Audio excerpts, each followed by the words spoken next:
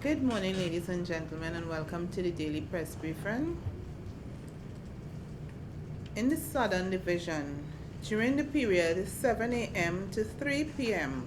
on Wednesday, the 7th of March 2012, officers of the Organized Crime, Narcotics and Firearms Bureau, together with officers of the Moruga Police Station, conducted a marijuana eradication exercise in the Marak and Kachip forest. 15,000 fully grown marijuana trees with an estimated street value of $15 million were destroyed. They also found 5 kilograms of cured marijuana with a street value of $50,000 in a camp which was also destroyed. No one was arrested.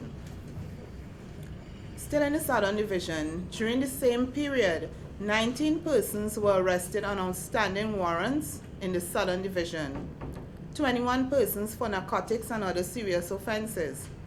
59 fixed penalty tickets were issued for various traffic violations. In the Northern Division, during the period 6 a.m. on yesterday's date and 8 a.m. today, an anti-crime exercise was conducted under the supervision of ACP Young and Senior Superintendent Abraham and included Superintendent Williams, Acting Superintendent Nelson, Acting ASP Boyce, Woman ASP Morgan, ASP Hussein, and Acting ASP Joseph. This included areas such as St. Joseph, Aruka, San Rafael, Tunapuna, and Arima. 260 fixed penalty tickets were issued for various traffic violations throughout the division. A total of 65 persons were arrested. 45 persons were arrested on outstanding warrants. 50 warrants were executed. 20 persons were arrested for various offenses such as robberies, housebreaking, and larcenies.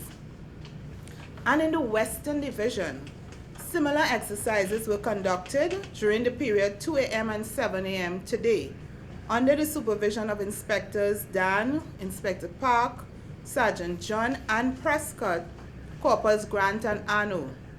10 persons between the ages of 54 and 21 were arrested. 2 outstanding warrants, 3 for narcotic offenses, and 5 on outstanding investigations relative to reports of shootings in the West End and Maraval districts.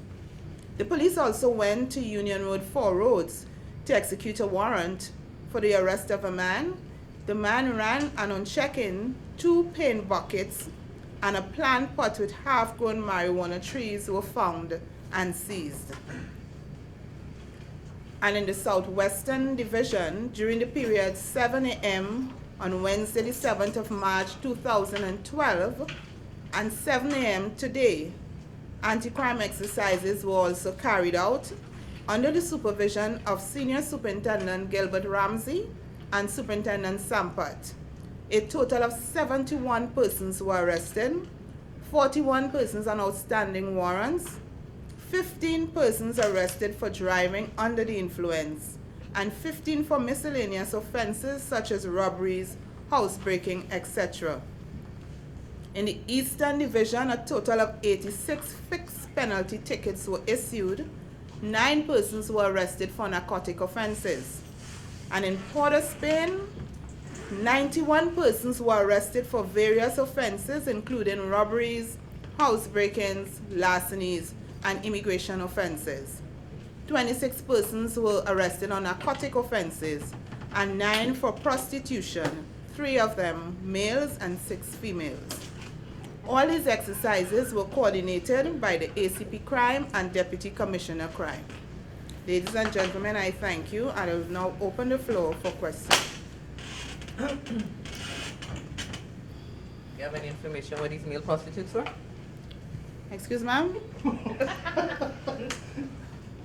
You said something about 6 females and 3 males, right?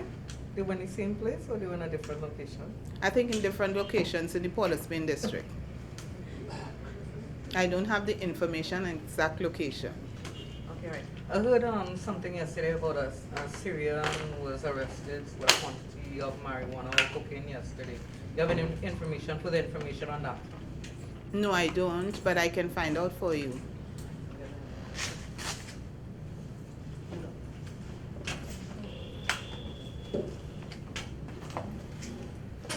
Ma'am, good morning. Good morning, Mr. Levan. What is the situation really leasing of the light aircraft, given all that was brought into the media spotlight this morning by the newspapers? Well, much have been said on that light aircraft.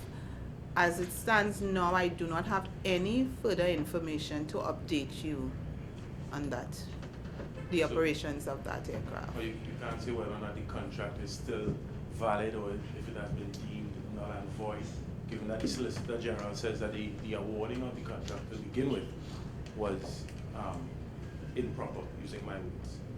No, I do not have any conclusive information with regard to the status of that aircraft.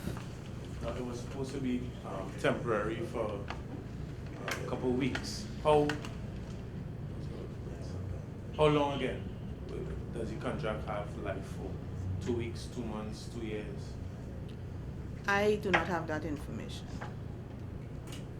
The pilot of the light aircraft, is it a police officer or civilian? I also would not comment on anything further with respect to that issue, since there are issues being dealt with as we speak.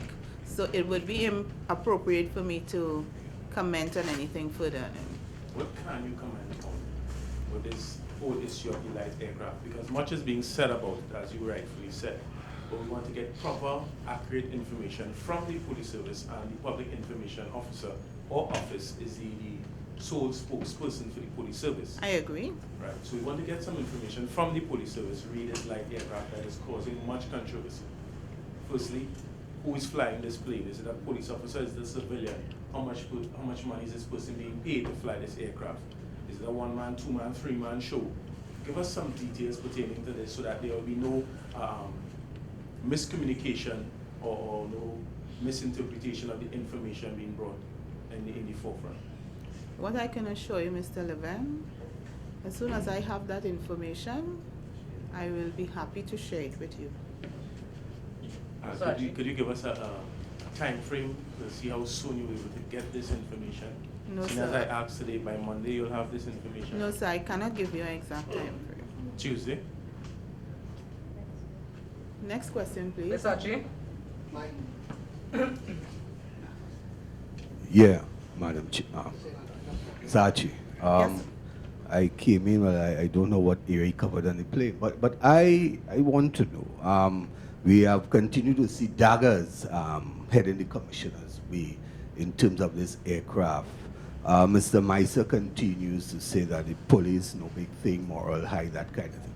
With these continued daggers being placed at the doorstep of the commissioner and by extension the police service, is the police service still proud and adamant and ready to go, or is this particular situation having some effect on the moral of the police officers? What I can say is that police officers continue to operate and to uphold their office and serve the nation with pride. We have a responsibility out there to ensure that the members of the public are safe, and we'll continue to do that. Ms. Archie, we understand your job. We understand your job specs. We understand that. I'm asking now, does the moral of the police continue to be high with these daggers continue to be pointed at the commissioner, who is by extension the leader or the person who runs the police service? I do not have any information otherwise to say that the morale is low. Police officers continue to work, as I would have just read out there how many exercises conducted, successful exercises throughout the country yesterday. And that is an indication that the morale continue to be high. Ma'am, why did the police service conduct a raid on TCL headquarters early this morning? I cannot answer that, Mr. Levan.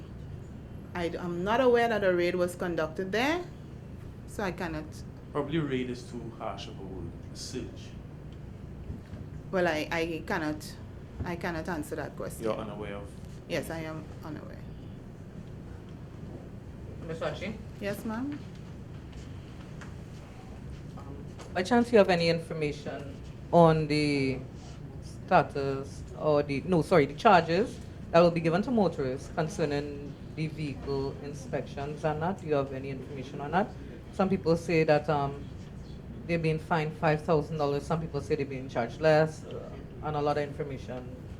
No, I do not have the information concerning the fine, but I know the licensing department would have made a statement concerning the panic with respect to the licensing of vehicles, and I understand that a BBM was sent out warning persons, but I do not have the exact figure, and I can get that for you.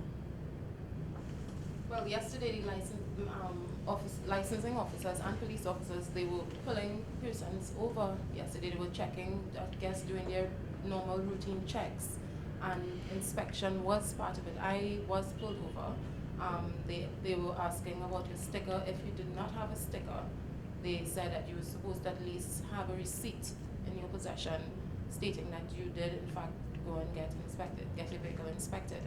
I wasn't charged, but some people calling into our radio station, they said that they were charged $5,000, and then the transport ministry is saying that they didn't give any such indication for the police officers to do that at or licensing division, not the licensing department, is the transport ministry saying that they didn't give any instructions for that to happen.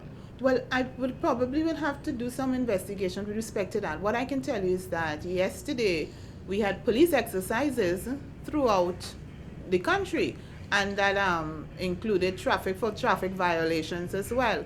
So I am not sure whether police officers may have charged persons for not having a licensed vehicle, or if it was a licensing person. Inspectors. Yeah, I will have to verify that for you, because I don't want to make a statement and I'm not sure. So I will have to verify that for you. But you don't know if anybody was charged? As I said, I know that several persons were charged yesterday were issued with fixed penalty tickets for traffic violations, but whether with respect to unlicensed vehicle, I would have to probably... Not unlicensed, like they didn't go and have their vehicle inspected. Yeah, I would have to check that for you. Okay. Probably before you leave, I can verify that for you. Okay, Ms. Archie, why is this upsurge in this amount of roadblocks and checkings happening recently? I wouldn't say it as an upsurge, because we continue to have these exercises throughout the divisions. At times it may have, there may be all the divisions involved, but it's not necessarily an upsurge. It's our continued drive on the onslaught on crime and our anti-crime exercises. So you will continue to see this happening. So it's in any particular issue that would have caused it is the issue of crime. Earlier this week, Sergeant Meister said that he urged the public to stop interfering in police investigations. What motivated this? Was there some sort of, incident that occurred which forced him to make this pronouncement? Not that I am aware of.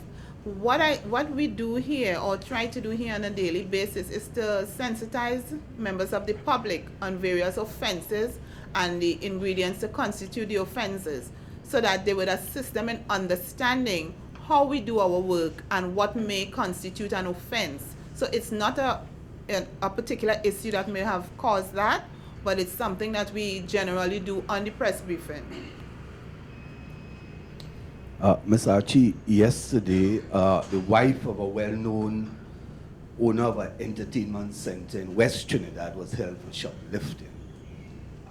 Subsequently, the company, Hilo, decided not to press charges because they probably handled their in-house thing, as we normally see happen with the elite and those in that part of the society.